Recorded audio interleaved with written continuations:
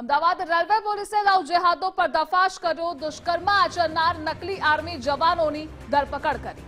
અનેક યુવતીઓએ લવ જેહાદમાં ફસાવવામાં આવી હતી, તેના પર દુષ્કર્મ આચરવામાં આવ્યું। હર્ષિત ચૌધરી નામથી શહેબાઝ ખાને એક યુવતીને ફસાવી હતી। ન માત્ર એક પરંતુ અનેકને ફસાવી હતી। 31 ઓગસ્ટે કાલુપુર રેલવે સ્ટેશન પર ચોરીના ગુનામાં ઝડપાયો હતો। આરોપી શહેબાઝ વંદે ભારત ટ્રેનમાં ચોરીની ઘટનામાં પણ ઝડપાયો હતો। ચોરીના ગુનામાં ઝડપાયા બાદ આરોપીના અન્ય ગુના પણ સામે આવ્યા। દસ્તાવેજમાં છેડછાડ કરી આર્મીમાં નિવૃત્ત મેજરની ઓળખ આપી હતી।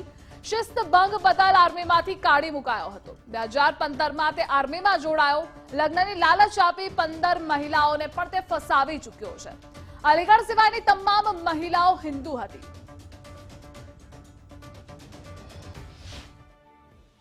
એ જે આરોપી છે શહેબાઝ ખાન, એ પોતે એક આર્મીમાંથી રિટાયર્ડ આર્મીમેન છે અને એમને ફોર્જરી કરીને પોતાની ઓળખ એક મેજર તરીકે સ્થાપિત કરેલી હતી। પોતાનું નામ આધાર કાર્ડમાં હર્ષિત ચૌધરી કરીને રાખેલું હતું અને એના આધારે એ પછી આગળ ઘણી બધી મહિલાઓના સંપર્કમાં આવી, એમને લગ્નનું લાલચ આપી, શાદી.com ઉપર ખોટા આઈડી બનાવી અને એમની સાથે ફિઝિકલ અને ફાઇનાન્શિયલ એક્સપ્લોઇટેશન કરેલું છે। એ તપાસમાં સામે આવેલું છે।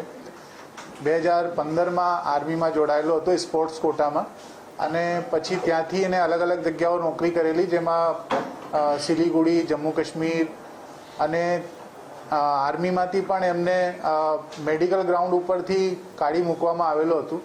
આલ્દો અમે આર્મીમાં પણ ચકાસણી કરી તો આર્મીમાંથી પણ આ વિગતો બહાર આવી છે કે ત્યાં પણ આર્મીના રૂલ્સ, રેગ્યુલેશન્સ અને જે ડિસિપ્લિન છે એમનું વારંવાર ભંગ કરતા જણાઈ આવેલું હતું। ત્યાં આર્મીમાં પણ એમને રિગરસ ઇમ્પ્રિઝનમેન્ટની 3 દિવસની ઇન્ટરનલ ઇન્ક્વાયરીના આધારે સજા થયેલી હતી અને જે સોશિયલ મીડિયા સાઇટ્સ છે એમનું લગાતાર એ એક્સેસ કરતો હતો, જે આર્મીના રૂલ્સ મુજબ બેન્ડ છે।